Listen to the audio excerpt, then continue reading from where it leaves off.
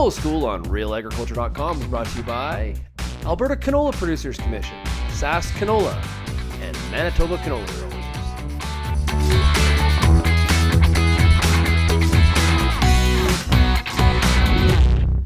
Joining us here on Real Agriculture, we're at the Canadian Grain Commission in Winnipeg once again, and we're joined by Dr. Veronique Barté, Program Manager for the Oilseeds Research Lab here at the CGC. And so that means you're looking after the study right now, looking at the impact of snow and overwintering on canola.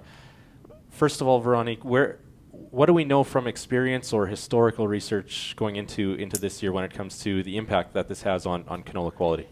Very little, actually, because usually there is always one or two fields, that's fine. But, and you cannot do research on two fields.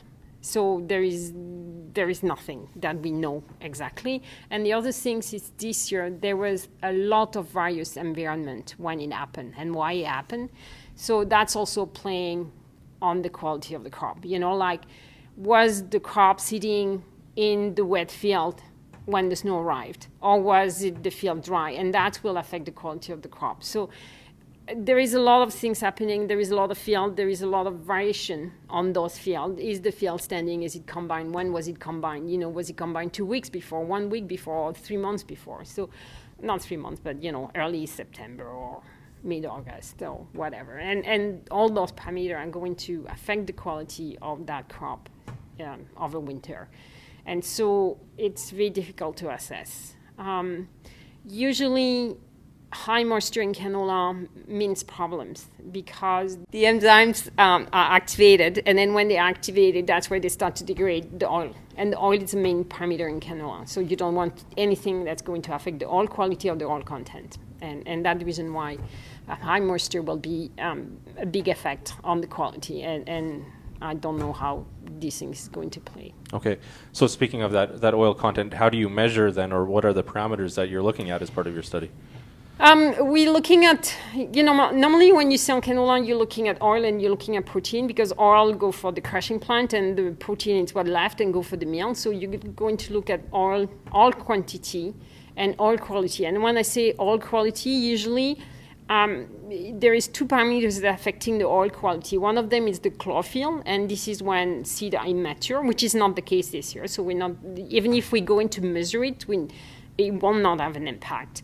But we're looking at one parameter that's called free fatty acids, and this is when the oil starts to be degraded by the enzyme from the seed. And this is a parameter that we're going to look at in our experiment.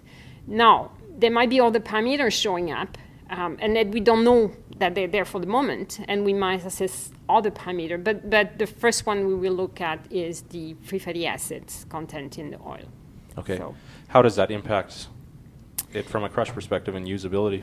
It's affecting. He has a lot more impact than we think he has, actually, and might have different impact. First of all, it's there will be more oxidation, so the oil won't be as stable. So you need to remove them, and so you have to understand that when you remove something from somewhere, you do a process, and that process, first of all, it costs to do the process.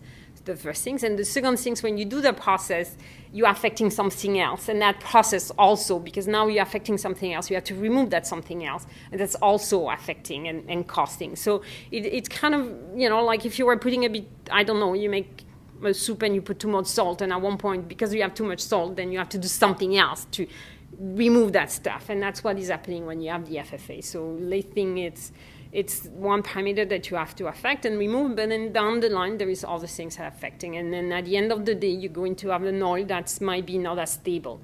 So when the processor is going to sell it, instead of selling it for, stable for 1 year, will be less than that. And that's the problem. And then you won't know. And then you don't know how much is going to, what the extent, you won't be able to predict anything. So that's also a problem. Okay. So is that process doable, though, or feasible for crushers? It's feasible to a crusher up to a certain point. The crusher are used to it because it's natural things happening, but up to a certain point. And that's the reason why it's coming back to my salt in the soup stuff. Yeah, if you put too much salt in, too much. At one point you need to have a certain amount, but if you go way too hard, then it's not manageable anymore. and then you have to do something else, and that's what's happening. So up to a certain point, you can manage it. More than that, then it gives you problem, and that's why you cannot manage it. And that's where the crusher has to kind of make the limit and establish the deadline. And then at the same time, we think that all the crushing plants are the same, and that's not the case. Every crushing plant is a bit different because the price is a bit different, the pile is a bit different, the solvent extraction is a bit different. So not all of them are going to be able to manage the same way at the same time. So all of them are a bit specific and a bit different because they're different sizes and different process. Even if they're the same process, they're a bit different, all of them. Mm-hmm. So. Okay, that makes sense.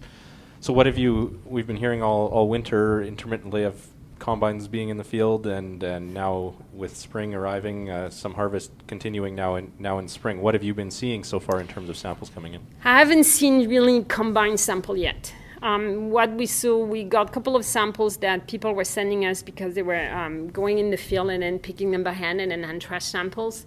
So we saw some of the samples were pretty good and some of the samples were pretty bad. So we saw, I think, very different.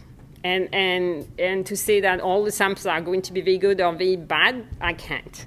And so at the same time, this is in the part of the field, handmade, which is completely different than the whole field, because usually if you go in part of the field, it's because it'd be the easier access to the other part of the field. That's the reason why you go there.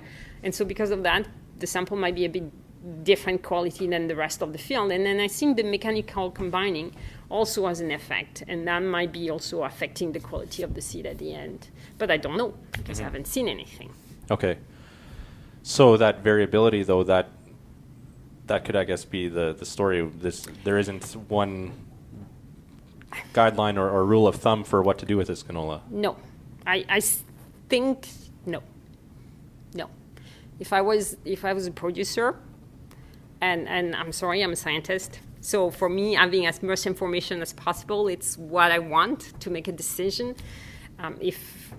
So if I was a producer, I will be in my field now, walking around trying to get as much sample as possible, various places, and see what's going on.